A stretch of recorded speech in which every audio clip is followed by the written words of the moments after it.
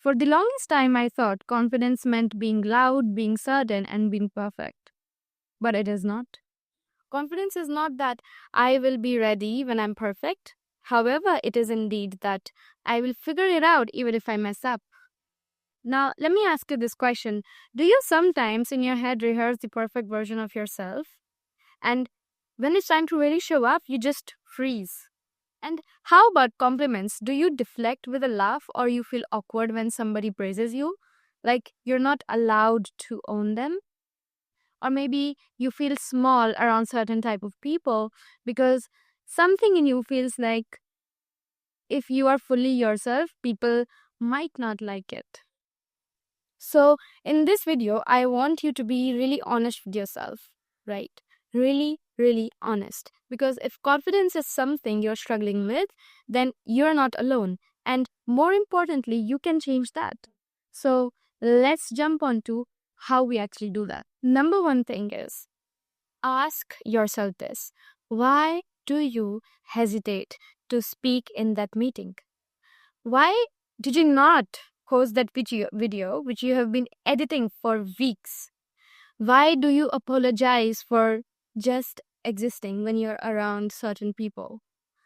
Whose voice is this in your head which you're carrying, which is telling you time and time again that don't be too much? Because let me tell you something which nobody tells you loud enough, which is that confidence is not natural for anyone. It is built, rewired, practiced, chosen. So I read this book, which is called The Courage to be Disliked. And it said that you are not controlled by your past, but by the meaning you give to your past. And I swear it hit me because a lot of our confidence issues don't come from the present moment. However, they indeed come from how we have labeled ourselves based on our past experiences. Like, we're not even living in the present moment.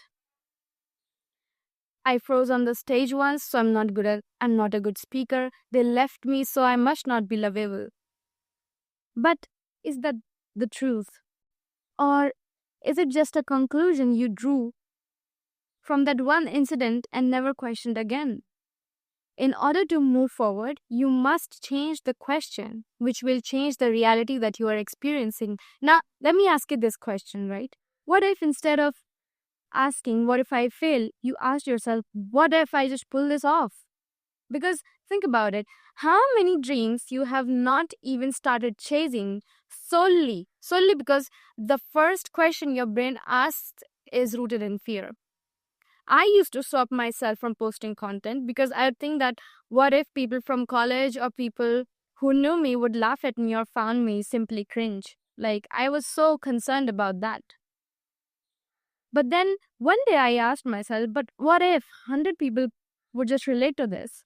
What if someone's life shifts just because I dare to show up? Please understand this, that your mind listens to the questions you ask. So better start asking questions that open you up and not shrink you. All right? Now, number 2, stack small wins. Now, confidence is not built in one day. It's built in evidence. Now, let's say you want to speak up more. So start by speaking 1 or maybe 2 sentences in a group, then ask more, then a full opinion, and stack these micro wins.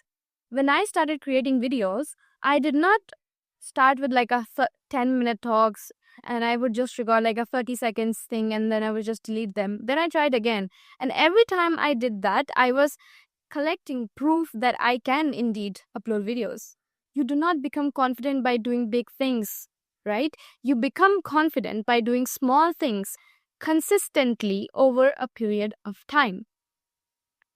Now, number 3, detach from the outcome, attach to the effort. How often do you hold back because you're scared of the result? You want to talk to somebody, but you're already imagining rejection. You want to try something new, but you are predicting the failure. I have quoted this quote from the Bhagavad Gita time and time again, and it will hold true for every time, which is that you have the right to work, but never to the fruit of your work. Confidence is being so immersed in doing that you don't care how it ends. Because guess what? You grow either way. There is no failure, it is all just learning. You are heading to where you are supposed to head it with all these supposed failures that you label as them failures, right?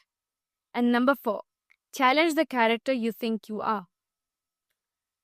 Now, unknowingly, you have labeled yourself into an identity that's keeping yourself small. Like, I am shy, I am not good with people, I am not the type to take risks. But the question is, who gave you those labels? And why are you still carrying them if they are just not serving you, right? I used to label myself as somebody who wasn't like somebody who could do business, somebody who was an entrepreneurial type, because I did not grow up in that scenario. And frankly, I did not even know how to start. Heck, I did not even in my wildest dreams imagine that I would be someone who has her own business. But you know what? Somewhere in my heart, I knew that. And I guess we all know our true selves. And in my heart, I knew that I was meant to lead. And you know what? You can literally reinvent your personality. Every day is a vote. So vote for the character you want to become. All right? And number 5, get around energy that reflects the real you. Now, I remember reading this line from James Clear, the author of Atomic Habits, wherein he's written that you do not rise to the level of your goals, you fall to the level of your systems. And honestly, people are part of the system. The ones you text, the ones you hang out with, the ones you spend your weekends with, the ones you let weigh in your life, that's your emotional environment. And if your environment is full of people who get uncomfortable when they see you grow, then shrinking becomes your survival. I had a phase where I was hanging around people who did not get my vision. Every time I shared something, I shared an idea, they would look uninterested or they would just look confused. And over a period of time, I just started second guessing myself. But then I realized something, that I do not need to keep fighting for confidence in the rooms that make me forget who the hell I am. And the conclusion is to just change the room. So if confidence feels like this far away concept right now, pause and ask yourself this. What's that one belief I am still carrying that's keeping me small?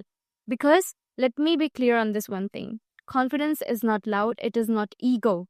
It is not pretending. It is simply the quiet knowing that even if I mess up, I'll be able to handle it. And if this resonates with you, I would love to know what's that one situation where you want to be more confident or whatever insights you might have. So drop it in the comments.